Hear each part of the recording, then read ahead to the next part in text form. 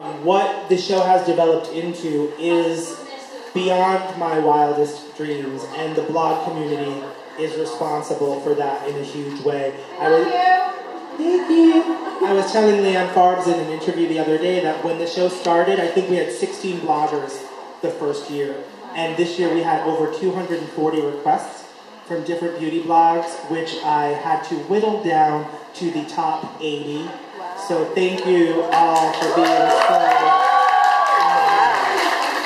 you have changed our industry, and I appreciate everything you do. And what I wanted to do today was invite you out for a little preview.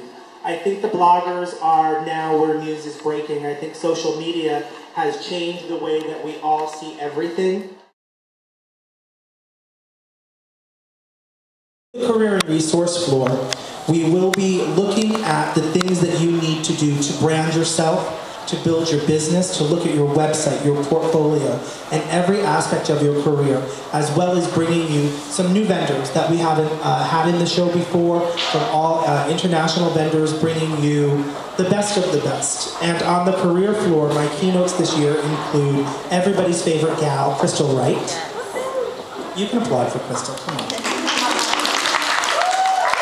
Beat your ass if she heard nobody clapping for her. Michael DeVellis, who you don't have to applaud for. Kevin James Bennett and myself, we will be doing a kit focus. We also have the Working in New York panel on this floor with Joe Delude, who is the makeup artist from shows like Catch Me If You Can and Follies and Wicked, which, you know, if you can paint the bitch green for that long, you deserve to be on stage. Justin Brosnan, who is the makeup artist for Priscilla, Queen of the Desert. Edward Cruz, who is with artist by Timothy Priano. Brandon Showers, a New York-based photographer. And Merlot, whose last name I'm forgetting, who is with Spiegel Brands, who is an art director. And with Working in New York, we really look at what it is that you need to do as an artist to build your brand, build your business, and become part of this New York community. As more makeup artists enter the workforce, sometimes it's stepping back and seeing what you can do to separate yourself from all of the competition and to build your brand as well as you build your artistry, and that's what we'll be focusing on here. We also have an exciting panel that is sponsored by Makeup Forever, that is the agency panel. And on the agency panel, we have our agents from 5 of the top New York and international agencies that will be talking about the things that you need to know to become an agency artist if you're looking for representation. We also have on this floor platforms and what I'm calling pro pods. And on the platforms, you'll get to see artistry from some of our favorite brands, and in the pods, you'll get that one-on-one opportunity to speak to some of those industry insiders and kind of pick their brain and see what they did to get where they are. And in these pods, we have some of my favorite people and friends, including Felicia Walker-Benson of This That Beauty, talking about blogging and beyond. DC-based beauty blogger and artist Victoria Stiles. We also have the lovely Jennifer James, Deshaun Hatcher, John Hennessy, Michael Duenas of Hair Room Service. We have artist and agency representation from Nobasura, artist by Timothy Priano, The Wall Group, Jump Agency. This is a great way for so many of the artists that come to the show looking for a lifeline and looking for advice and understanding on what they need to do to be signed by an agency and bring their career to the next level. We also have our State of the Union address where our local 798 Union, right? 798 in New York? 706 in LA? I get confused. Yep. Will be here. Valerie Goldstone, who is with us every year, will be here letting artists know what they need to do to become a union makeup artist, and I find that very exciting. So, now on to the good stuff.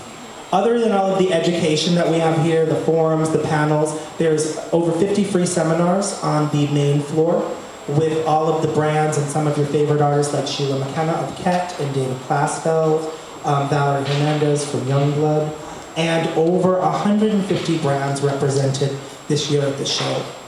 We have some of our favorites coming back, the Pro, the Prestige, the Mass brands, the makeup artist must-haves that we have every year.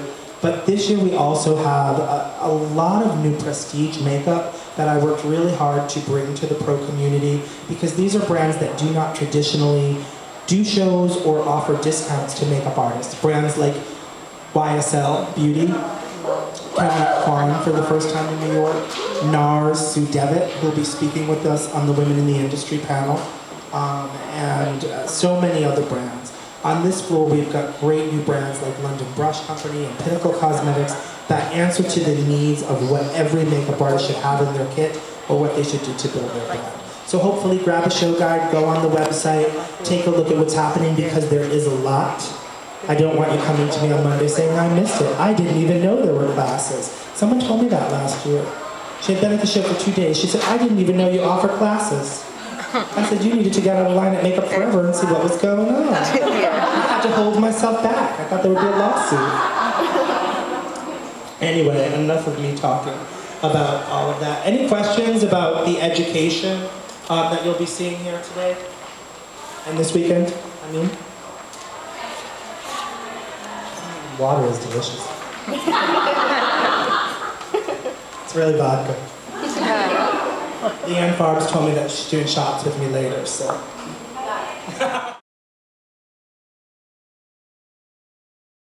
So let's talk about my favorite product. I always feel like Oprah. What if you reached under your chairs and there were like my favorite things under there? I just did Oprah.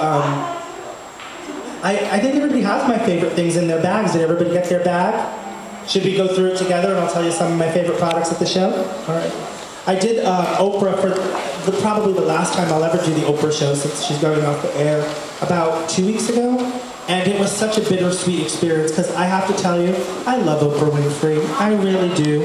One time in LA, I said something bad about Oprah and I fell off the stage and my zipper was down the entire time I was speaking. You cannot mess with Oprah. This girl in the front kept whispering to me, and I don't know if y'all know, but I'm deaf, and I kept being like, what? And finally I passed the microphone to her, and she said, your zipper is down. I said, thanks for looking out.